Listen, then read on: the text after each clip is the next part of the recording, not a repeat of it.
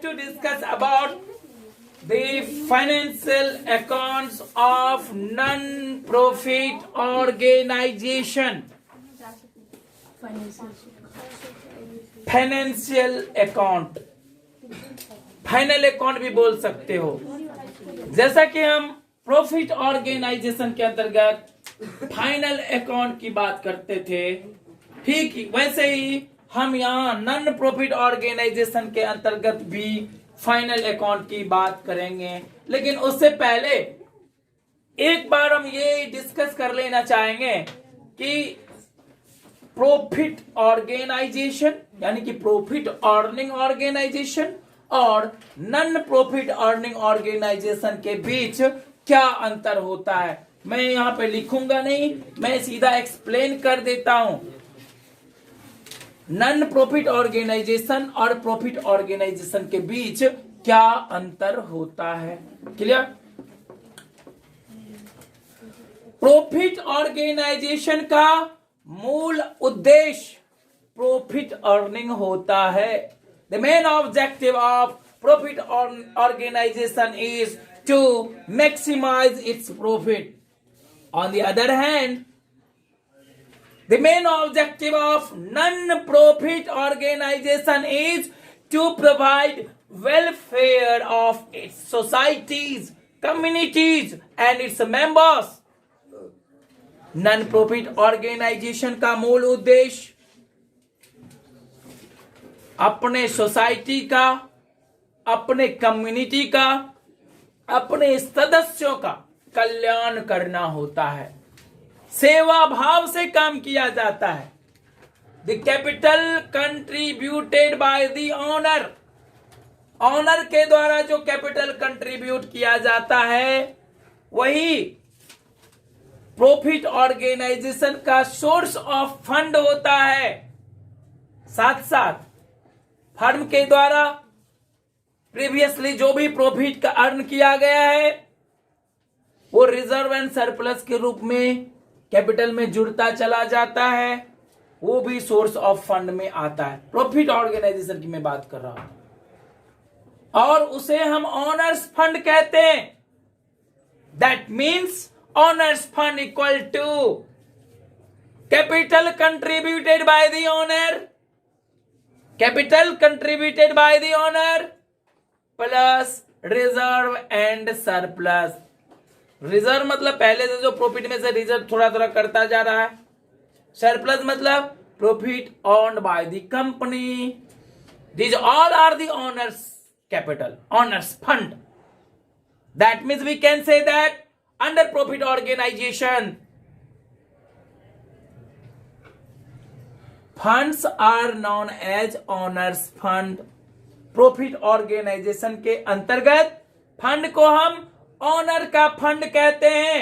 और ऑनर का फंड मतलब क्या? ऑनर के द्वारा जो पूंजी का अंशदान किया जाता है वो प्लस सरप्लस प्लस रिजर्व को प्लस नेट प्रॉफिट। ऑनर का capital plus reserve plus net profit, ये सब के सब मिलके क्या कहलाता है? ऑनर्स फंड कहलाता है। Clear? But non profit organization की अगर हम बात करते हैं, अगर हम नॉन प्रॉफिट ऑर्गेनाइजेशन की बात करते हैं तो वहां फंड को कैपिटल फंड के नाम से जाना जाता है या जनरल फंड के नाम से जाना जाता है। ध्यान रखना, नॉन प्रॉफिट ऑर्गेनाइजेशन के अंतर्गत फंड को कैपिटल फंड अथवा जनरल फंड के नाम से जाना जाता है। प्रॉफिट एंड लॉस अकाउंट के अंतर्गत प्रॉफिट ऑर्गेनाइजेशन में यदि क्रेडिट साइड डेबिट साइड से ज्यादा होता है तो उसे हम नेट प्रॉफिट बोलते हैं। लेकिन यदि डेबिट साइड क्रेडिट साइड से ज्यादा होता है तो उसे हम नेट लॉस बोलते हैं। अर्थात प्रॉफिट ऑर्गेनाइजेशन में सर्वप्रथम हम प्रॉफिट एंड लॉस अकाउंट बनाते हैं और उससे हमें नेट प्रॉफिट अथवा नेट लॉस का पता चलता है। जबकि नन प्रॉफिट ऑर्गेनाइजेशन की अगर बात की जाए, अगर हम नन प्रॉफिट ऑर्गेनाइजेशन की बात करते हैं तो वहां पे हम प्रॉफिट एंड लॉस अकाउंट के जगह पे इनकम एंड एक्सपेंडिचर अकाउंट बनाते हैं। जिस प्रकार हम प्रॉफिट ऑर्गेनाइजेशन के अंतर्गत प्रॉफिट एंड लॉस अकाउंट का निर्माण करते हैं, बनाते हैं, प्रॉफिट एंड लॉस अकाउंट तैयार करते हैं, ठीक उसी प्रकार से नन प्रॉफिट ऑर्गेनाइजेशन के अंतर्गत हम इनकम एंड एक्सपेंडिचर अकाउंट तैयार करते हैं। और इनकम एंड एक्सपेंडिचर अकाउंट के अंतर्गत यदि क्रेडिट साइड डेबिट साइड से ज्यादा होगा तो हम उसे सरप्लस बोलते हैं। ध्यान रखो, प्रॉफिट ऑर्गेनाइजेशन में उसे हम नेट प्रॉफिट बोलते थे, जबकि नन प्रॉफिट ऑर्गेनाइजेशन में उसे हम सरप्लस बोलते हैं यदि इनकम एंड एक्सपेंडिचर अकाउंट के अंतर्गत क्रेडिट साइड डेबिट साइड से ज्यादा हो तो, और यदि इनकम एंड एक्सपेंडिचर अकाउंट के अंतर्गत डेबिट साइड क्रेडिट साइड से ज्यादा होगा तो उसे हम डेफिसिट बोलते हैं। क्लियर? तो ये था difference number 3। When we prepare financial statement under profit organization, जब हम प्रॉफिट ऑर्गेनाइजेशन के अंतर्गत फाइनेंशियल स्टेटमेंट तैयार करते हैं तो सर्वप्रथम हमें ट्रेडिंग अकाउंट बनाना पड़ता है, प्रॉफिट एंड लॉस अकाउंट बनाना पड़ता है, और अंत में हम बैलेंस शीट बनाते हैं। कहां पे? प्रॉफिट एंड लॉस अकाउंट में। लेकिन जब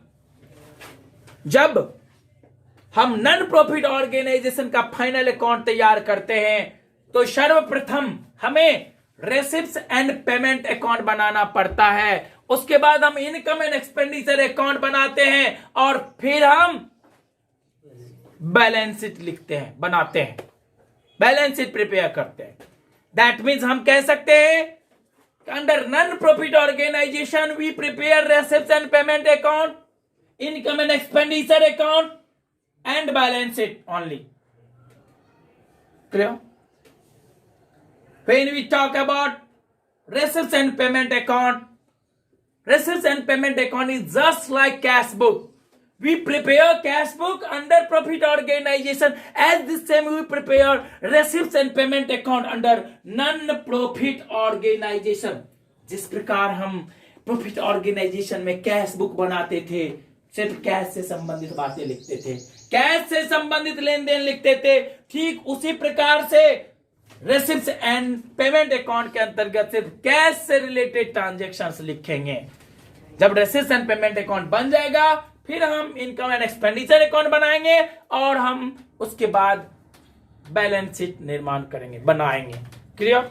now we have to discuss about financial accounts of NPO. Then you can say that financial accounts of non-profit organization। non-profit organization में जब हम फाइनेंशियल अकाउंट बनाते हैं तो क्या सब लिखते हैं? तो सबसे पहले हम रेसिप्ट्स एंड पेमेंट अकाउंट बनाते हैं। रेसिप्ट्स एंड पेमेंट अकाउंट बनाते हैं। उसके बाद हम income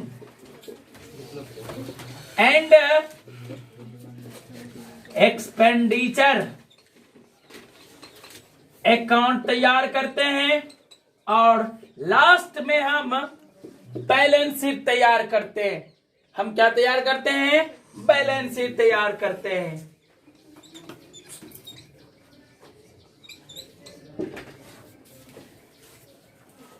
Clear? Have you any problem? Financial accounts of NPO. There are three parts of financial account under NPO. First is the receipts and payment account. Second is the income and expenditure account. and third is the balance sheet. Now we have to discuss one by one about receipts and payment account, income and expenditure account, and balance sheet. What is receipts and payment account? What is receipts and payment account? Under receipts and payment account, there are two parts. First is the debit side and second is the credit side. Under debit side we write the receipts item and under credit side we write the payment item. That means we can write here receipts and payment account. We can write as receipts and payment account. And under receipts and payment account, two-sided here. First is the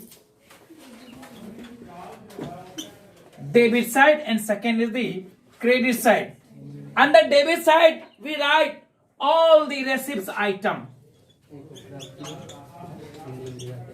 And under credit side, we write all the payment item.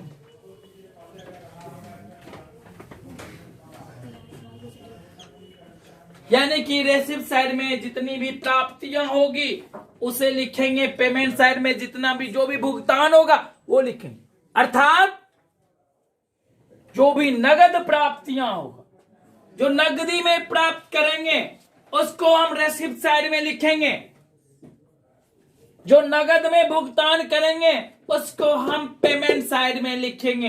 That means we can say that only cash transactions are written under receipts and payment account. Receipts and payment account के अंतर्गत केवल नकदी item लिखे जाते हैं. जो नगद में लेन देन हुआ होगा हम वही लिखेंगे. रेसिप्ट्स एंड पेमेंट अकाउंट में जो नगद में लेन देन हुआ होगा सिर्फ वही लिखेंगे. उधार लेन देन का रेसिप्ट्स एंड पेमेंट अकाउंट के अंतर्गत कोई स्थान नहीं है, हम नहीं लिखेंगे. जितने भी उधार आइटम होंगे, आउटस्टैंडिंग आइटम्स होंगे, एक्रूड आइटम्स होंगे, it should not be written here. Those transactions which are in cash, it should be retained here. Under receipts and payment account, transactions related to previous years or current years or next years should be retained here if the transaction is in cash. That means we can say that receipts and payment account के अंतर्गत हम वही transactions लिखेंगे, वही लेन then लिखेंगे जो नगद में हुआ हो, चाहे वो पिछले वर्ष का लेन देन क्यों ना हो, चाहे वो वर्तमान वर्ष का लेन देन क्यों ना हो, चाहे वो आने वाले वर्ष का लेन देन क्यों ना हो. जो लेन देन नगदी में हुआ हो हम उसे लिखेंगे, चाहे वो प्राप्ति हो अथवा भुगतान हो. नेक्स्ट हम ये कह सकते हैं कि रेसिप्ट्स एंड पेमेंट अकाउंट के अंतर्गत हम कैपिटल आइटम्स और रेवेन्यू आइटम्स दोनों लिखते हैं. अब क्वेश्चन उठेगा कि ये कैपिटल आइटम्स क्या होता है और रेवेन्यू आइटम्स क्या होता है. कैपिटल नेचर का ट्रांजैक्शन और रेवेन्यू नेचर का ट्रांजैक्शन हम दोनों लिखते हैं. जैसा कि हमने फाइनल अकाउंट में डिस्कस किया है, कैपिटल आइटम्स. रेसिप्ट्स दो प्रकार का होता है. रेसिप्ट्स दो प्रकार का होता है, एक कैपिटल रेसिप्ट्स, दूसरा revenue रेसिप्ट्स. Do you know about capital रेसिप्ट्स and revenue रेसिप्ट्स? Capital रेसिप्ट्स वो रेसिप्ट्स होता है जो ह्यूज अमाउंट में हम प्राप्त करते हैं, बट रेगुलर प्राप्त नहीं करते, कभी कभार प्राप्त करते हैं, वो कैपिटल रेसिप्ट्स हुआ।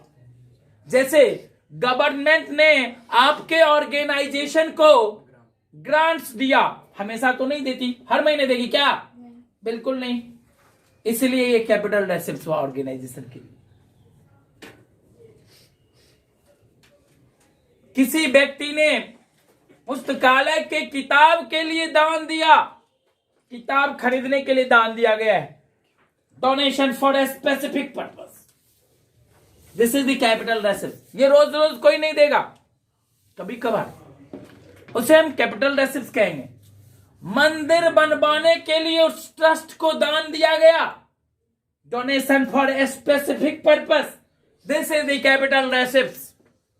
कैपिटल रेसिप्ट समझ गए? रोज रोज मंदिर के लिए दान आपको नहीं मिलेगा, मंदिर के लिए दान रोज नहीं मिलता, इसको कैपिटल रेसिप्ट्स कहेंगे। तो सर रेवेन्यू रेसिप्ट्स क्या होता है? Revenue रेसिप्ट्स that means recurring nature का जो इनकम होगा, ये रोज रोज अक्सर मिलता रहता है। चंदा, सब्सक्रिप्शन इज द रेवेन्यू रेसिप्ट्स। ये एक निश्चित इंटरवल पे मिलता रहता है, आता ही रहता है। स्कूल में जो आप फी पे कर रहे हो, ये एक रेगुलर इंटरवल पे कर रहे हो, स्कूल के लिए ये रेवेन्यू रेसिप्ट्स है। Fee paid by the students in the school और college, it is the revenue receipt for the school or college. Clear? Revenue receipt समझ गए? That means we can say that revenue receipts recurring nature का होता है, जबकि capital receipts non recurring nature का होता है। Recurring मतलब क्या होता है? जो बार बार प्राप्त होता रहे। नॉन रेकरिंग मतलब क्या होता है? जो बार बार नहीं मिलता हो, वो नॉन रेकरिंग हुआ। Any problem? तब तो हमें एक्सपेंडिचर के बारे में भी चर्चा करना होगा। एक्सपेंडिचर आमतौर पे 3 प्रकार के होते हैं, एक रेवेन्यू एक्सपेंडिचर, दूसरा कैपिटल एक्सपेंडिचर, और एक होता है सौतेला भाई, अर्थात डेफर्ड रेवेन्यू एक्सपेंडिचर। पढ़े हो? याद है? Final account. एक्सपेंडिचर को हमने 3 भाग में बांटा, रेवेन्यू एक्सपेंडिचर, कैपिटल एक्सपेंडिचर और एक डेफर्ड रेवेन्यू एक्सपेंडिचर। अगर आप रेवेन्यू एक्सपेंडिचर की बात करते हो, वो एक्सपेंडिचर जो रेकरिंग नेचर का हो, रोज मतलब एक निश्चित अंतराल में हम पेमेंट कर रहे हैं, रोज के खर्चे। स्कूल के नजरिए से सोचो, स्कूल के लिए रेवेन्यू एक्सपेंडिचर क्या है? टीचर्स को सैलरी देना, जो भी स्टाफ है, प्यून है, उन सबको सैलरी प्रोवाइड करना, ये स्कूल के लिए रेवेन्यू एक्सपेंडिचर है, क्योंकि ये रेकरिंग नेचर का है। जबकि हम अगर स्कूल के लिए कैपिटल एक्सपेंडिचर की बात करें, जो नॉन रेकरिंग एक्सपेंडिचर होगा, रोज रोज खर्चे नहीं हो रहे हैं स्कूल के लिए। स्कूल में अगर कोई बिल्डिंग बन रहा है, रोज बनेगा क्या? बिल्कुल नहीं। स्कूल के लिए आगे कोई प्लॉट खरीदा जा रहा है, ये प्लॉट रोज खरीदा जाएगा क्या? नहीं। स्कूल के लिए आगे से कोई जमीन खरीदा जा रहा है, प्लॉट खरीदा जा रहा है, ये नॉन रेकरिंग एक्सपेंडिचर है स्कूल के लिए, ये रोज रोज नहीं खरीदा जाएगा। यानी कि वो खर्चे जो रोज रोज ना हो, बट ह्यूज अमाउंट में हो रहा है। प्लॉट जो आप खरीद रहे हो, छोटे मोटे अमाउंट में प्लॉट नहीं खरीदोगे, 2-4 रुपए में खरीदोगे क्या? नहीं। रोज रोज खरीदोगे क्या? नहीं। इसलिए नॉन रेकरिंग एक्सपेंडिचर है। That means we can say that all the non recurring expenditure is called capital expenditure. Clear? School के लिए आप बेंच डेस्क खरीद रहे हो, ये क्या है? रोज खरीदते हो क्या? बेंच डेस्क एक बार खरीद लिए 10 वर्ष चलेगा, ये कैपिटल एक्सपेंडिचर हुआ, कोई दिक्कत। हॉस्पिटल की बात कर लेते हैं। हॉस्पिटल के लिए आप एक्सरे मशीन खरीद रहे हो, क्या हुआ? ये रोज खरीदोगे क्या? हर महीने खरीदोगे क्या? नहीं, इसलिए ये कैपिटल एक्सपेंडिचर कहलाएगा। और हॉस्पिटल में आउटडोर में जो पैसे, बताओ, हॉस्पिटल में अगर आउटडोर में आप रसीद कटवाते हो, 5 रुपए का कटवाते हो ना डीएमसीएच में, क्या कहलाएगा? ये 10 रुपया कर दिया। ये रेवेन्यू रेसिप्ट कहलाएगा, क्योंकि ये रोज रोज का इनकम है हॉस्पिटल के लिए, है ना, रिकरिंग नेचर का इनकम है, ये रेवेन्यू रेसिप्ट कहलाएगा। लेकिन हॉस्पिटल में स्वीपर का खर्चा, डॉक्टर का खर्चा, डॉक्टर को सैलरी दे रहे हो या स्वीपर का वेजेज और सैलरी दे रहे हो या रेम्यूनरेशन दे रहे हो, क्या है ये रेवेन्यू एक्सपेंडिचर है, ये रोज के खर्चे हैं। स्वीपर रोज आएंगे ना साफ करने के लिए, रिकरिंग नेचर का खर्चा है, एक्सपेंडिचर है। अभी भी नहीं समझे? हॉस्पिटल में एक बड़ा सा बिल्डिंग बन रहा है, क्या कहलाएगा? ये कैपिटल एक्सपेंडिचर कहलाएगा।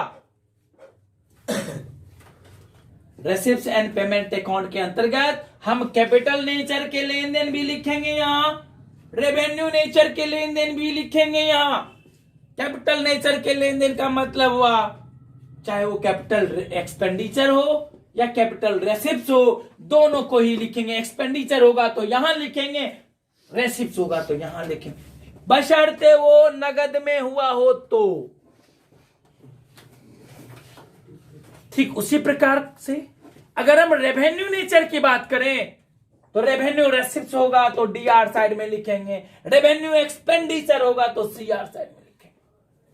अगर वो नगद में हुआ होगा तो, यदि नकदी में नहीं हुआ होगा तो हम रेसिप्ट्स एंड पेमेंट अकाउंट में नहीं लिखेंगे। इसलिए तो हम कहते हैं कि रेसिप्ट्स and payment account is just like cash book, and also we can say that receipts and payment account is a real account.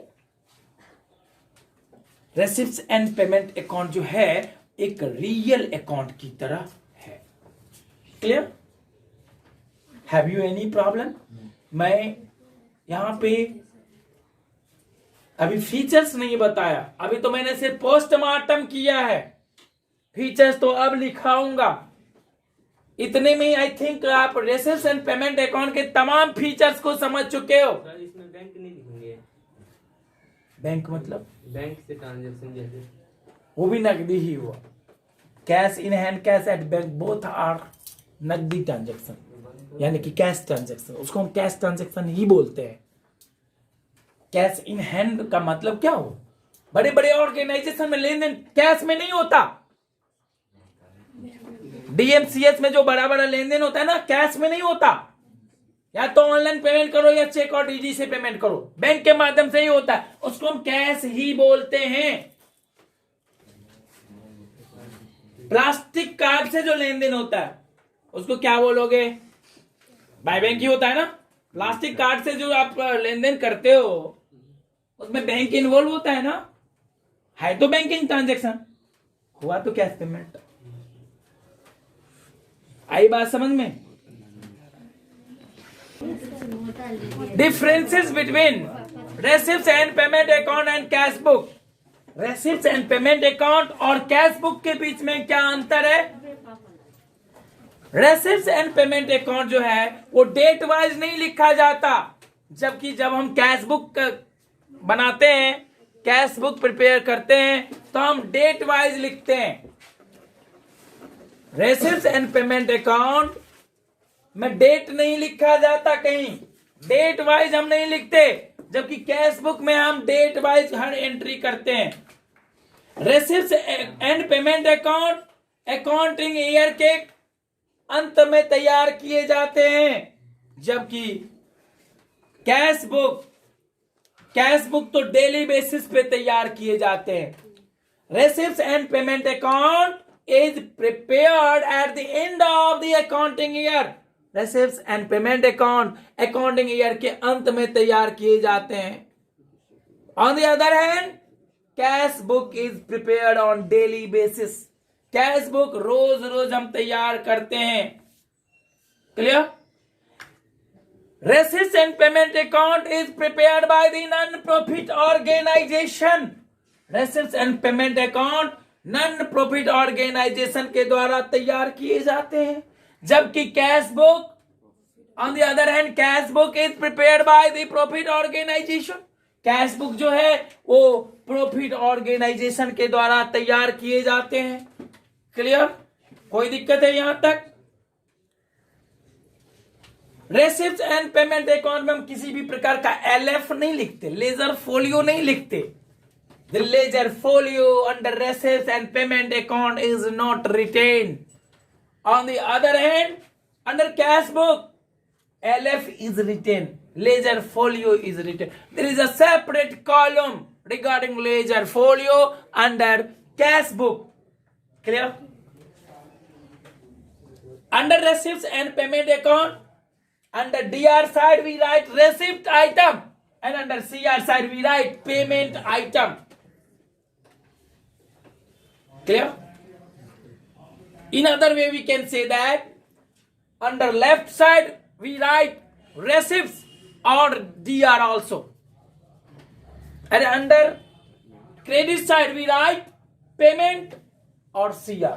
Under cash book also all the amount received by you in cash is written under DR side, that means left side under cash book, and all the amount paid by you is written under credit side or right side of the cash book.